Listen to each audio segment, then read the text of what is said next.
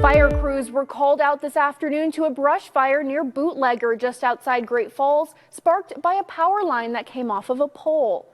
According to the Black Eagle Fire Department, who were the first on scene, the fire burned roughly 3 to 4 acres, including several telephone poles and a nearby shed.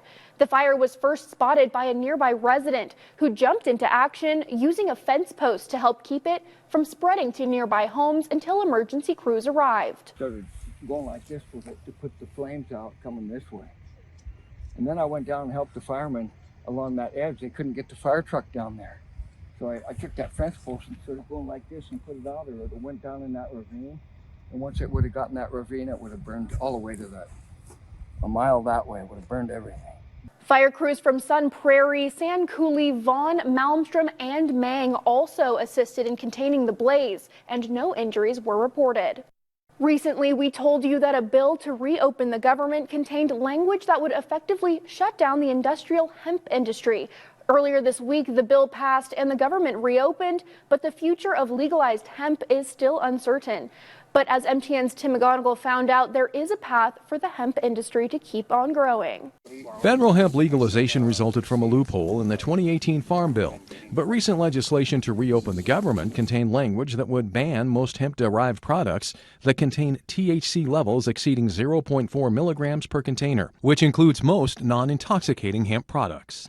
However, there may be a light at the end of the tunnel for hemp in the form of a one-year moratorium built into the measure. Leaders say it gives the industry a chance to mobilize and work with lawmakers to establish a federal framework for the product. Pat Farrell runs Big Sky Scientific in Sun River.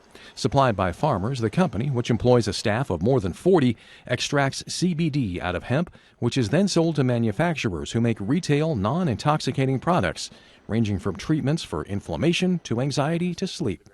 He points to a nationwide poll that shows overwhelming support for hemp. About over 72% of Americans don't want a ban on consumable hemp products. It was bipartisan, it was multiracial, it was religious and non-religious, it was across different age groups, hero households with first responders, policemen, and veterans. Also at stake is the livelihood of Montana's hemp producers who, in times where commodity prices are unsteady, appreciate the diversity growing hemp provides. But to be able to put in 50 acres and have that option, and have it boost your overall farm income. I mean, 50 acres to some of these places is nothing, but it could be a big financial boost when we have $4 wheat, or we have $5 wheat in a bad year that traditional crops don't do as well. According to the U.S. Hemp Roundtable, Republican Representative Morgan Griffith of West Virginia is planning to soon introduce a bill that would replace a total ban with robust regulation of hemp products. In Great Falls, Tim McGonigal, MTN News.